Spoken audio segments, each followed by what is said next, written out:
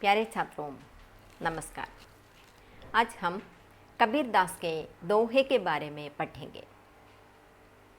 कबीरदास निर्गुण भक्ति शाखा में ज्ञानाश्रय शाखा के श्रेष्ठ कवि थे। कबीर का कोई प्रामाणिक जीवन वृत्त अभी तक उपलब्ध नहीं हो सका है। कहा जाता है कि कबीर का जन्म स्वामी रामानंद के आशीर्वाद के फलस्वरूप एक विधवा ब्राह्मणी के गर्भ से हुआ। लोक लज्जावश से उस विधवा ने बालक कबीरदास को एक तालाब के किनारे छोड़ दिया। संयोगवश से नीरू नीमा नामक एक जुलाहा दंपति ने बालक कबीरदास को उठा लिया और पाला पोसा।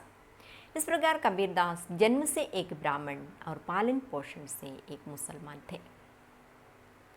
कवि बनने के लिए वे कविता नहीं लिखते थे। कबीरदास अनपढ़ थे। उनकी वाणियों का संग्रह बाद में उनके शिष्यों ने किया। यह पुस्तक बीजक नाम से प्रसिद्ध है। इस पुस्तक के 3 भाग हैं, साखी, शब्द और रेमेनी। കബീർദാസ് ഭക്തികാലത്തിലെ നിർഗുണ ഭക്തി ശാഖയിലെ ജ്ഞാനാശ്രയ ശാഖയിലെ ശ്രേഷ്ഠനായ ഒരു കവിയായിരുന്നു. അപ്പോൾ ഭക്തികാലത്തിൻ്റെ 2 ഭേദങ്ങളാണ് നിർഗുണ ഭക്തി ശാഖയും സഗുണ ഭക്തി ശാഖയും. അതിൽ നിർഗുണ ഭക്തി ശാഖയിലെ 2 ഭേദങ്ങളാണ് ജ്ഞാനാശ്രയ ശാഖയും പ്രേമാശ്രയ ശാഖയും. അപ്പോൾ ജ്ഞാനാശ്രയ ശാഖയിലെ ശ്രേഷ്ഠനായ കവിയായിരുന്നു കബീർദാസ്. കബീർദാസിൻ്റെ ശരിയായ ഒരു ജീവിത വൃത്താന്തത്തെക്കുറിച്ച് നമുക്ക് ഇതുവരെ ഒരു വിവരവും ലഭിച്ചിട്ടില്ല. ഇങ്ങനെയാണ് പറയപ്പെടുന്നത്, കബീർദാസ് സ്വാമി രാമാനന്ദിൻ്റെ ആശീർവാദ ഫലമായിട്ട് ഒരു വിധവയായ ബ്രാഹ്മണ സ്ത്രീയിലാണ് ജനിച്ചത്. അപ്പോൾ ജനങ്ങൾ എന്തെങ്കിലും പറയുമെന്ന് ഭയപ്പെട്ടിട്ട് ആ വിധവ ജനിച്ച ഉടനെ തന്നെ തൻ്റെ മകനെ ഒരു കുളത്തിന് സമീപത്ത് ഉപേക്ഷിക്കുകയും അവിടെ വെച്ച് നീരു നീമ എന്നു പേരുള്ള 2 ദമ്പതിമാരെ കബീർദാസിനെടുത്ത് വളർത്തുകയും ചെയ്തു എന്നാണ്. അങ്ങനെ ജന്മം കൊണ്ട് ബ്രാഹ്മണനും, അതായത് വളർന്ന് വലുതായതിലൂടെ ഒരു മുസൽമാനുമായി തീരുകയാണ് ചെയ്തത് കബീർദാസ്. അപ്പം അദ്ദേഹം കവിയാവാൻ വേണ്ടി കവിത എഴുതിയിരുന്നില്ല. तत्कालीन अंध परंपराओं से जनता को सचेत करने के लिए वे कविता लिखते थे.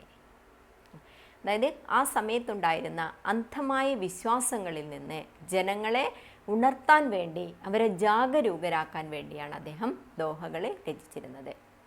അദ്ദേഹത്തിൻ്റെ ദോഹ പിന്നീട് ശിഷ്യന്മാരെ എഴുതി വച്ചതാണ്. കബീർദാസ് അൻപढ़ थे. കബീർദാസിനെ എഴുതാനും വായിക്കാനും അറിയില്ലായിരുന്നു. उनकी भाषा में अनेक प्रांतीय शब्दों का समावेश है, इसलिए उनकी भाषा को खिचड़ी या सधुकड़ी कहते हैं. കബീർദാസ് കാഫി ബ്രഹ്മൺശീൽ थे. കബീർദാസ് ഒരു സഞ്ചാരിയായിരുന്നു. അതുകൊണ്ട് തന്നെ അദ്ദേഹത്തിൻ്റെ ഭാഷകളിലെ ധാരാളം പ്രാന്തീയ ഭാഷകളുടെ ശബ്ദങ്ങൾ ഉൾക്കൊണ്ടിട്ടുണ്ട്. അതുകൊണ്ടാണ് കബീർദാസിൻ്റെ ഭാഷയെ ഖിച്ചടി അല്ലെങ്കിൽ സധുക്കടി എന്ന് പറയുന്നത്. ദോഹ എന്ന് പറയുന്നത് 2 വരികളുള്ള ചെറിയ കവിതയാണ്. ഈ കവിതയിലെ ഓരോ ദോഹയിലും പൂർണ്ണമായ അർത്ഥം ഉൾക്കൊള്ളുന്നതാണ്.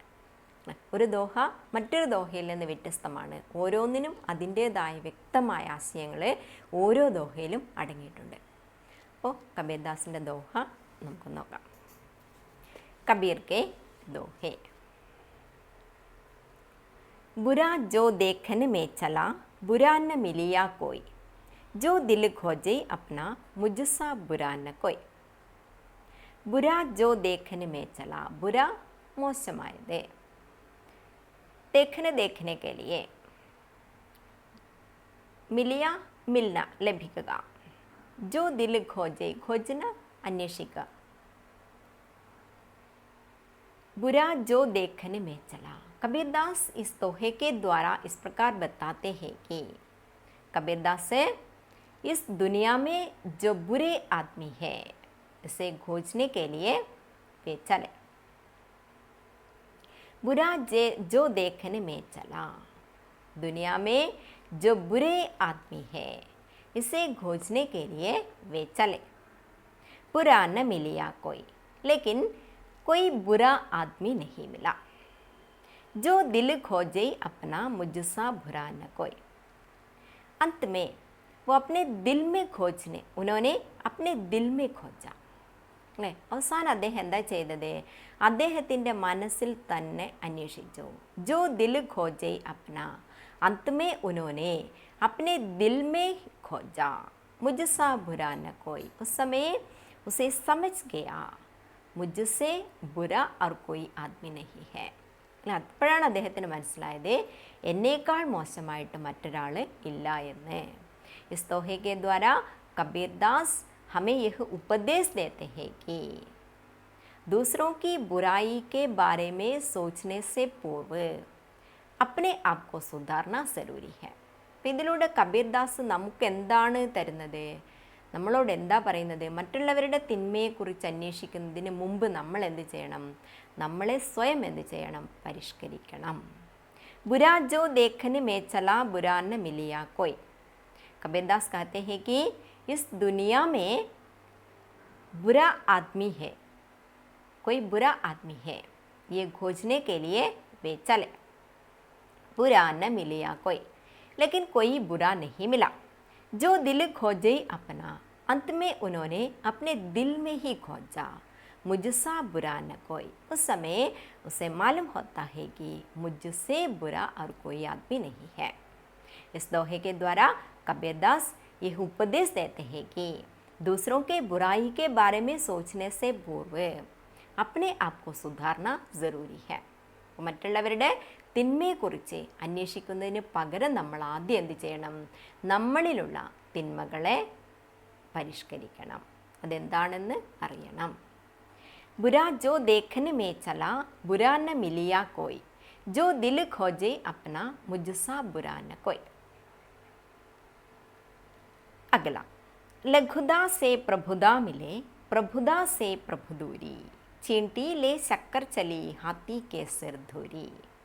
ലഘുദാസെ, ലഘുദ എന്നതുകൊണ്ട് അർത്ഥമാക്കുന്നത് ലാളിത്യം, എളിമ, വിനയം എന്നൊക്കെയാണ്. പ്രഭുത ഈശ്വരീയത്വ, മഹത്വം. लघुदा से प्रभुदा मिले, लालित्य से महत्व या ഈശ്വരീയത്വ പ്രാപ്ത होता है. അതായത് നമുക്ക് വിനയമുണ്ടെങ്കിൽ, ലാളിത്യമുണ്ടെങ്കിൽ നമുക്ക് എന്ത് ലഭിക്കുമെന്ന് പറയുന്നത്? മഹത്വം ലഭിക്കും. പ്രഭുദാസേ പ്രഭുദൂരി, ഇതിലെ ആദ്യത്തെ പ്രഭുത മഹത്വം എന്ന അർത്ഥമാണ് ഉൾക്കൊള്ളുന്നതെങ്കിൽ രണ്ടാമത്തെ പ്രഭുത അഹങ്കാരം എന്ന അർത്ഥമാണ് ഉൾക്കൊള്ളുന്നത്. പ്രഭുദാസേ, പ്രഭുത അഹംഭാവം അല്ലെങ്കിൽ അഹങ്കാരം. പ്രഭുദാസേ പ്രഭുദൂരി, പ്രഭു ईश्वर, दूरी दूर होता है. तो जिस व्यक्ति के मन में विनय या लालित्य है वह ईश्वर होता है. उस व्यक्ति को किसे मिलेगा? ईश्वर को मिलेगा या महत्व मिलेगा. प्रभुदासे प्रभुदूरी, अहंकार से या अहंभाव से ईश्वर दूर होता है. चींटी ले शक्कर चली हाथी के सिर दूरी. ये कबीरदास एक उदाहरण के द्वारा व्यक्त करते हैं. चींटी और हाथी के उदाहरण के द्वारा ये व्यक्त करते हैं. चींटी लालित्य या विनय का प्रतीक है और हाथी अहंकार या अहंभाव का प्रतीक है. ഇവിടെ ചീണ്ടി, ഉറുമ്പ് എന്ന് പറയുന്നത് ലാളിത്യത്തിൻ്റെ, എളിമയുടെ പ്രതീകമാണ്. ഹാത്തി എന്ന് പറയുന്നത് അഹങ്കാരത്തിൻ്റെ പ്രതീകമാണ്. चींटी ले शक्कर चली, छोटी चींटी शक्कर लेकर चलती है. अपने से बड़ा शक्कर लेकर चलती है. തന്നേക്കാൾ വലിയ ശർക്കര എടുത്തിട്ട് പോകുവാരെ? ഉറുമ്പ്. हाथी के सिर दूरी, लेकिन अहंभाव का प्रतीक है हाथी. हाथी के सिर पर हमेशा धूल ही धूल होता है. എപ്പോഴും ആന എന്താ ചെയ്യുന്നത്? പൊടി വാരി തലയിലേക്ക് എറിയുക ചെയ്യുന്നത്. അതാണ് ഇവിടെ കബീർദാസ് പറയുന്നത്. അതായത് ഈശ്വർ പ്രാപ്തി के लिए किसकी ज़रूरत है? लालित्य या लघुदा की ज़रूरत है. लघुदा से प्रभुदा मिले, लघुदा विनय या लालित्य से ईश्वर मिलेगा. प्रभुदा से प्रभुदूरी, जहाँ अहंकार है वहाँ ईश्वर नहीं होता. चींटी ले शक्कर चली हाथी के सिर धूरी. यह कबीरदास चींटी और हाथी के प्रतीक उदाहरण के द्वारा व्यक्त करते हैं। ये हम चींटी लालित्य या विनय का प्रतीक है और हाथी अहंकार और अहंभाव का प्रतीक है। छोटी चींटी शक्कर लेकर चलती है, हाथी के सिर दूरी, लेकिन बड़ा जानवर हाथी हमेशा अहंभाव का भाव रखने वाला है, वो उसके सिर पर हमेशा धूल ही धूल होता है। अगला, दुख में सुमिरन सब करे, सुख में करे न कोई। जो सुख में सुमिरन करे तो दुख काहे होई। यह कबीरदास से ईश्वर स्मरण के बारे में बताते हैं। दुख और सुख दोनों के अवसर पर समान रूप से ईश्वर स्मरण आवश्यक है। दुख में सुमिरन सब करे, सब लोग दुख के समय ईश्वर का स्मरण करते हैं। सुख में करे न कोई, सुख के अवसर पर कोई भी ईश्वर का स्मरण नहीं करता। जो सुख में सुमिरन करे तो दुख काहे होई। कबीरदास कहते हैं जो सुख के अवसर पर ईश्वर का स्मरण करते हैं ऐसे लोगों को दुख कभी नहीं होगा। ആരാണ് സുഖത്തിൻ്റെ സമയത്തും അല്ലെങ്കിൽ സന്തോഷ സമയത്തും ഈശ്വരനെ സ്മരിക്കുന്നത് അവർക്കൊരിക്കലും ദുഃഖമുണ്ടാവില്ല. ദുഃഖമേ സുമിരന് സബ് കരേ സുഖമേ കരേ ന കോയി.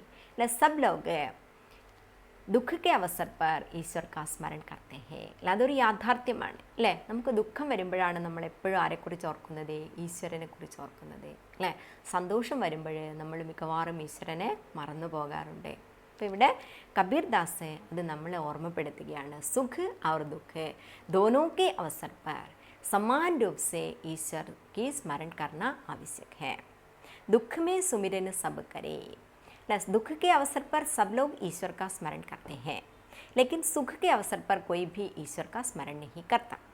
जो सुख में सुमिरन करे, जो सुख के अवसर पर ईश्वर का स्मरण करते हैं ऐसे लोगों को दुख कभी नहीं होगा. അല്ലെ, അങ്ങനെയുള്ളവർക്ക് ദുഃഖം ഒരിക്കലും ഉണ്ടാവില്ല എന്നാണ് ഈശ്വരൻ പറയുന്നത്.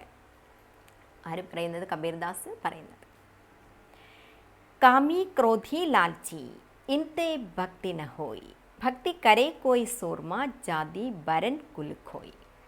कामी क्रोधी लालची. कामी काम वासना रखने वाला अല്ലെ കാമ വാസനയുള്ള ആൾ. ക്രോധി ദേഷ്യമുള്ള ആൾ. लालची लालची अत्याग्रहियाയ ആൾ. इनते भक्ति न हो. ऐसे लोगों से भक्ति संभव नहीं है. जो कामी क्रोधी और लालची है ऐसे लोगों से भक्ति करना संभव नहीं है. भक्ति करे कोई सूरमा. सूरमा शूरवीर. जाति वर्ण कुल कोई. जाति वर्ण वर्ण, कुल കുല. ജാതി മതം അല്ലേ ഇതൊന്നും നോക്കാതെ ആരാണോ ഈശ്വരനെ ഭജിക്കുന്നത് അതൊന്നും വ്യത്യാസമില്ലാതെ സമാന ഭാവത്തിൽ സമഭാവത്തിൽ ഈശ്വരനെ ഭജിക്കുന്ന ആളാണ് യഥാർത്ഥ ഭക്തൻ. कामी क्रोधी लालची इनते भक्ति न होई. ऐसे लोगों से भक्ति होना असंभव है. जो काम वासना रखने वाला है, जो लालची है, जो क्रोधी है, ऐसे लोगों से भक्ति करना संभव नहीं है. भक्ति करे कोई सूरमा जाति वर्ण कुल खोई. जो जाति वर्ण और कुल मर्यादा को छोड़कर भक्ति करता है वही सच्चा भक्त है. ആരാണോ ജാതി ഭേദ വ്യത്യാസമില്ലാതെ ഈശ്വരനെ ഭജിക്കുന്നത് അയാളാണ് ശരിയായ ഭക്തൻ. कामी क्रोधी लालची इनते भक्ति न होई. भक्ति करे कोई सूरमा जो जाति वर्ण कुल खोई. कबीरदास इस दोहे के द्वारा इस प्रकार बताते हैं कि जो कामी क्रोधी और लालची है ऐसे लोगों से भक्ति करना संभव नहीं है. जो शूरवीर जाति वर्ण और कुल मर्यादा को छोड़कर भक्ति करता है वही सच्चा भक्त है.